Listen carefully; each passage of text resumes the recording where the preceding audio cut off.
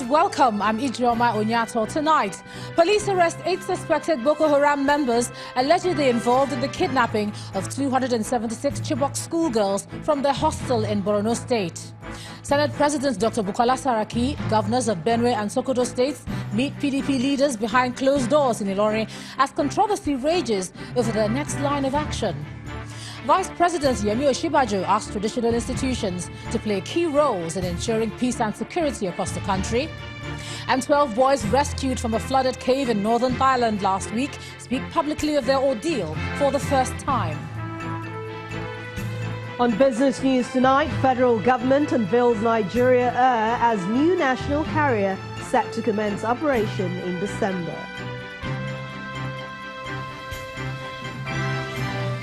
And on sports news tonight, the Delta State government affirms its readiness to host the 2018 African Senior Athletics Championships after the test run of facilities at the Stephen Keshi Stadium in Asaba.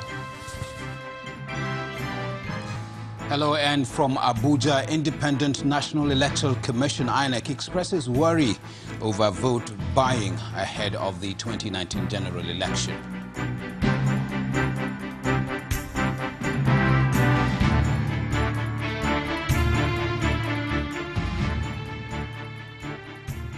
We begin tonight with the arrest of 8 persons suspected to have taken part in the kidnap of 276 Chibok schoolgirls in Borno State and have been paraded by the police in Maiduguri, the state capital.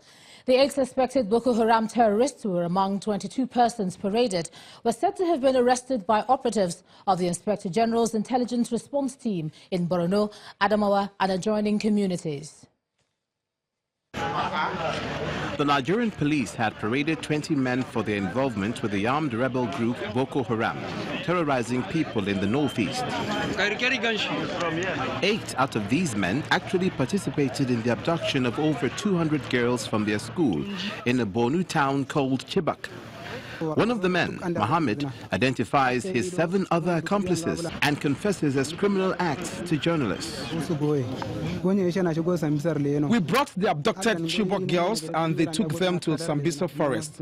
We waited and participated in up to 10 attacks in Yale, Cameroon, Woza, Mubi, Bashari and Wabuso. When we bring IEDs, we keep them at the outskirts of town. And this Ba Adam, who knows the town very well, and myself, take them in and we pay him. The other men being paraded are either militants, logistics suppliers or suicide bombing coordinators. One of them is a sub-commander in charge of coordinating suicide attacks in Maiduguri. They kept deceiving me each time, saying they would pay me for my services. It is not until the last time when they paid me 400,000 in 2 installments, and they are still owing me. The arrest follows months of investigation and intelligence gathering, according to the IRT commander. But we didn't strike. We took our time, we monitored them, we did all our planning before we struck. Borno State Police Commissioner Damian Chukwu says personnel of the Borno State Police Command took part in the operation. According to him, a gun battle ensued before the successful arrest of some of the culprits. In the gun battles, some of the BH camps were destroyed. Several improvised explosives were detonated by the police EOD. Caches of firearms, ammunition, and properties of victims were also recovered in the process. The arrested militants consist of 3 sub-commanders, 2 logistics suppliers, and 17 Boko Haram fighters.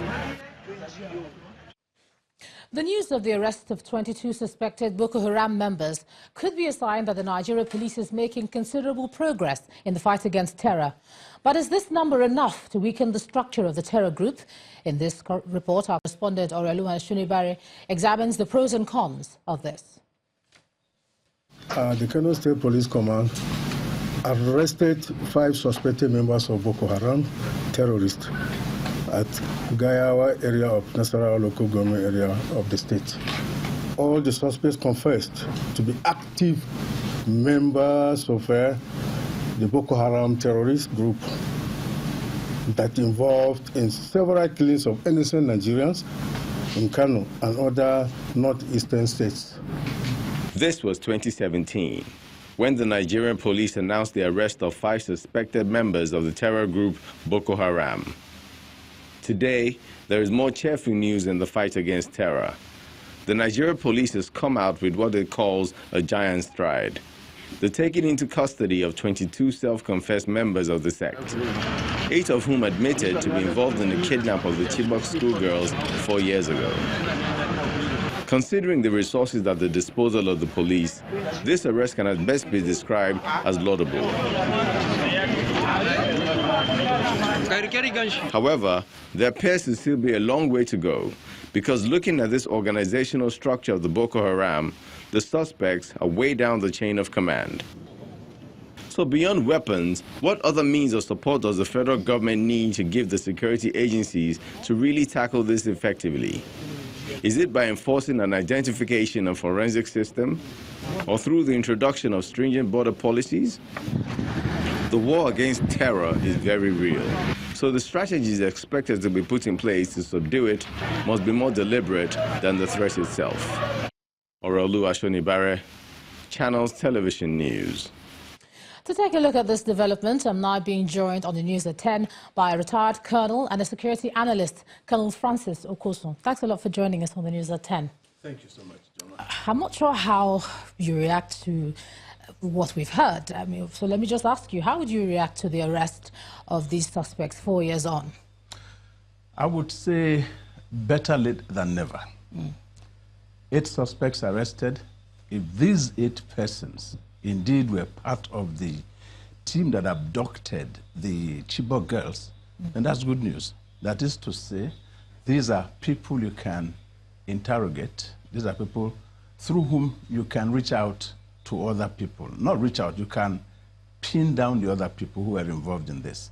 It's salutary. I'm happy that they have arrested some people. Yes. Yeah, but what happens next? You know, oftentimes when we see such parades, you know, after that, it's the kind of lulls. There's a lull. We don't hear much after that. What should be the next step that they're going to take? Well, I expect that you have to further exploit these arrested persons. They've been gotten, they are with you, and then through them you can have a greater insight into the working of Boko Haram, how this operation was planned, how long it took them, what the modus operandi was.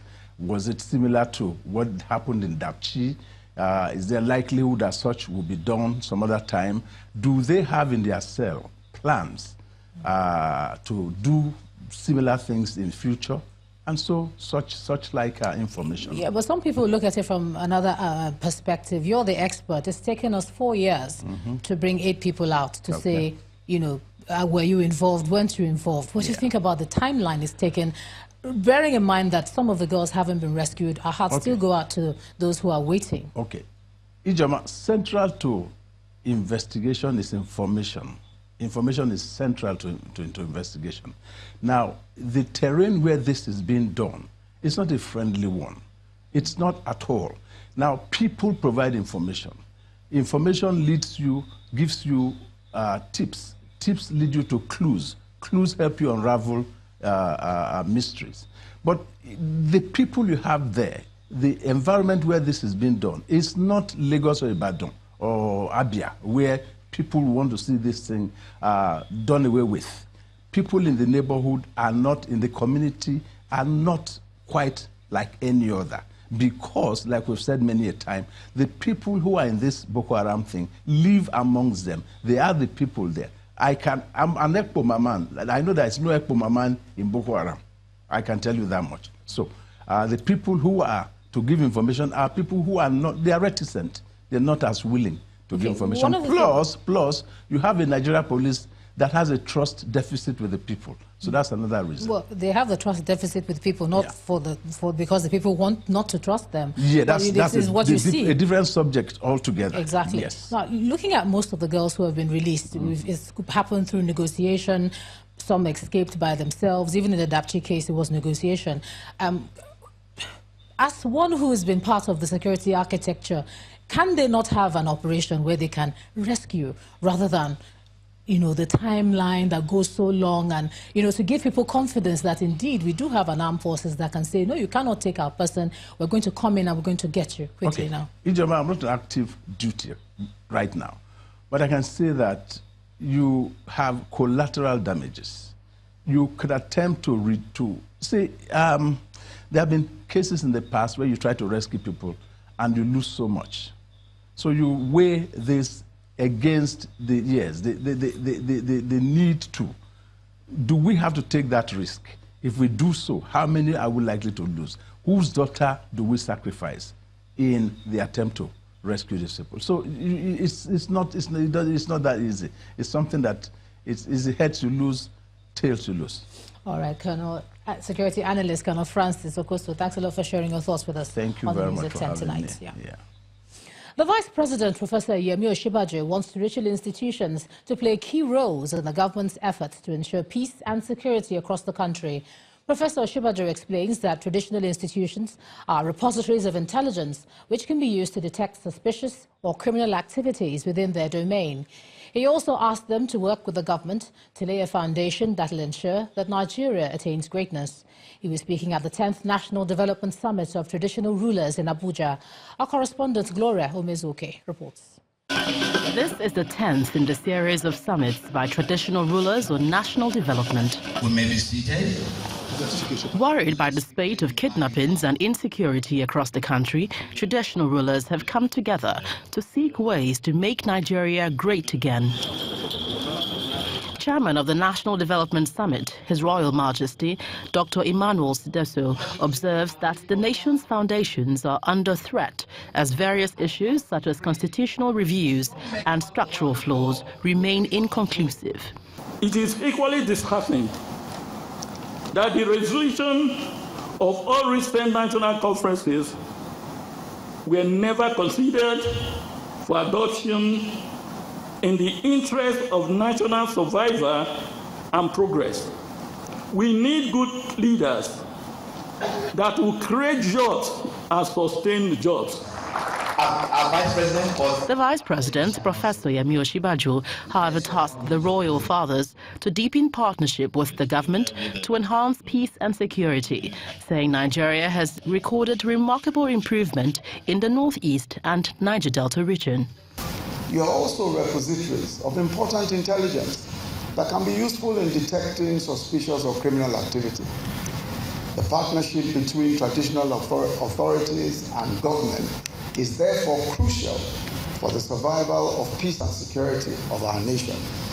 May I therefore most respectfully ask that you take this as a call to you as royal fathers, as traditional rulers, as elder statesmen, to commit yourselves to deepening your partnership with the government to achieve our shared goal of laying the foundations of peace and security that will guarantee true greatness for our nation. Inaugurated in August 2008 by the late former President Musa Yar'Adua, the National Development Council hopes to help build a new nation on a foundation of equity and justice, as well as build bridges across the country and not walls. Gloria Umezuke, Channels Television News. In part two, after the break, leaders of Southern and Middle Belt Forum again demand restructuring of Nigeria's democratic system. That's in a moment. Please stay with us.